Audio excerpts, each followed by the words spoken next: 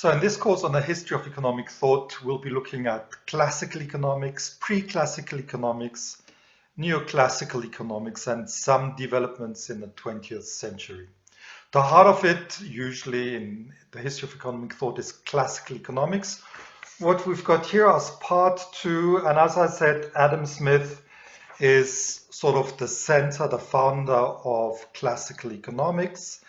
But as you will see, we say they're precursors to classical economics, and often it is said that Adam Smith really, he didn't necessarily say anything new.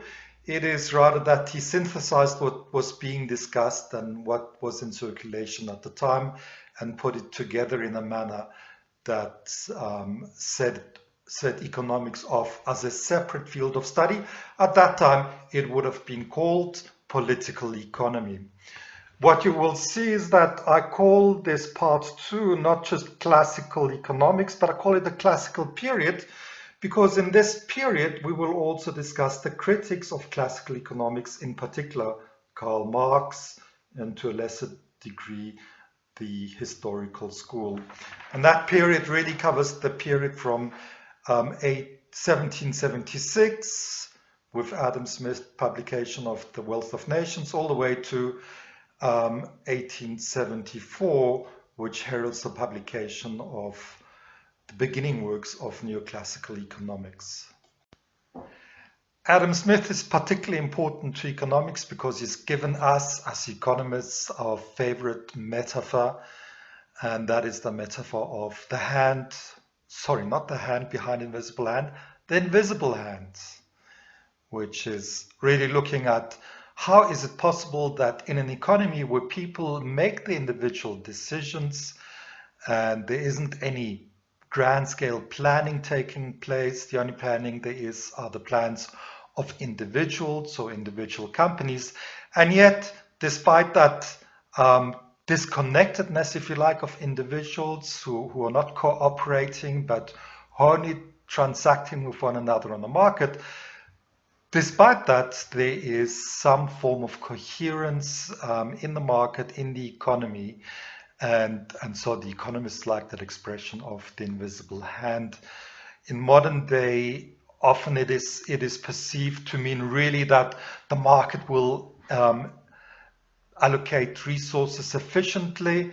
That's how we tend to interpret the invisible hand at the moment, but that is not quite what Adam Smith had in mind when he used the expression of the invisible hand. He was more concerned with the idea of market order, where that order in a sense precludes the possibility of predatory activity.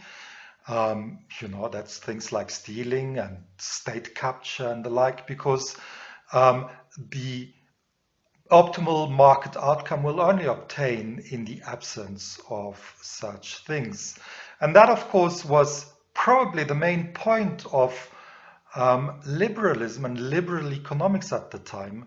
So it's a much bigger thing than just the idea of an efficient allocation of resources.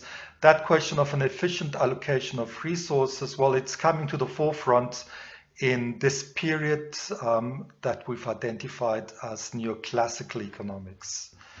And so the focus from classical to neoclassical economics changes, just as the focus from pre-classical to classical economics has changed. Some very important theories and concepts were introduced in this classical period. For instance, we'll be looking at David Ricardo. David Ricardo is best known for the theory of rent and for the theory of international trade, especially best known is his theory of comparative advantage, which today is still the heart of international trade, and should certainly also be of interest to students who are coming from international relations, because international trade is the heart of much of international relations. We also have, when we look at some of these people during the classical period, we've got Jeremy Bentham. Jeremy Bentham is the man who introduced utilitarianism into economic thinking. And if we want to say so, certainly today, when we're looking at microeconomics, much of our macroeconomic theory is based on questions relating to utility, maximizing consumer utility. If you're looking at the firm, it's a bit more generalized, maximizing profits, for instance. But certainly, again, in a neoclassical period, the question isn't so much about what is utility. The question focuses to things such efficiency and maximization, irrespective of what it is that we are maximizing. But certainly with Jeremy Bentham, we make a start there by introducing in our political economy the notion of utility, the importance of utility. I have also on this particular list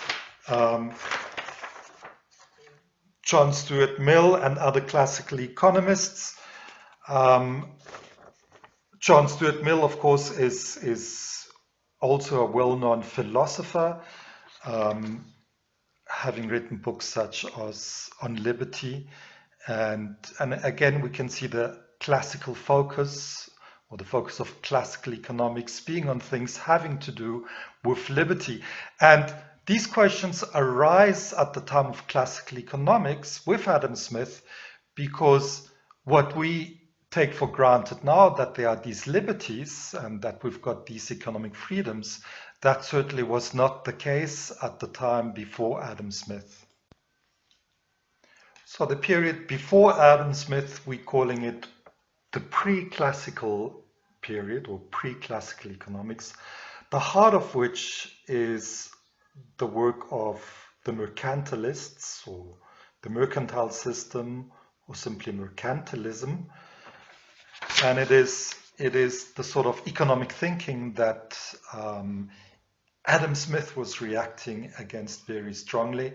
Mercantilism is, as the name suggests, a time period when the merchants, the people that are involved in the mercantile economic system, trade and so forth, their ideas were the dominant ideas. Their ideas influenced the thinking of the legislators, the thinking of the kings, the sovereigns, the politicians, and very often it was the merchants who were giving advice to the kings and to the sovereigns, and that advice usually was in the form of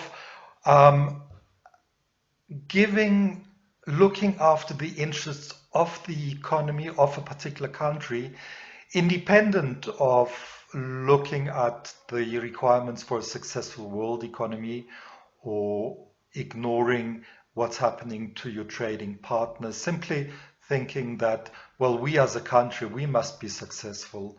We as a sovereign, we've got to accumulate wealth, and that often involved situations where freedom, as we know it today, economic freedom, was not available.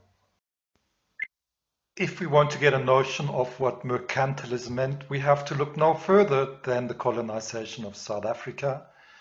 You may recall that in 1652, Jan van Riebeeck arrived on these shores, and he came in the name of the Dutch East India Company. The Dutch East India Company was a Dutch government-chartered corporation. We might call it a conglomerate today, a company that had the monopoly right to trade in spices in India and elsewhere in Asia, Indonesia in particular as well. And so this being the only company, granted the right to trade there and granted to have various rights in South Africa. You can see that this is at the exclusion of rights of other people to compete against them, or to deal with those particular markets. And so you can see mercantilism is associated with a very strong influence of the king, the sovereign, or the government in general in controlling economic activity. And it is against this that Adam Smith reacted, and it's in reaction to this that we've got the emergence of liberal economics. And after the mercantilists, we will look at the physiocrats, a group of French economists from about 1760, their influence reaching towards the 1780s. But we are discussing them in particular because of the influence that they had on Adam Smith, and also for what has been recorded as the first model in economics, namely the tableau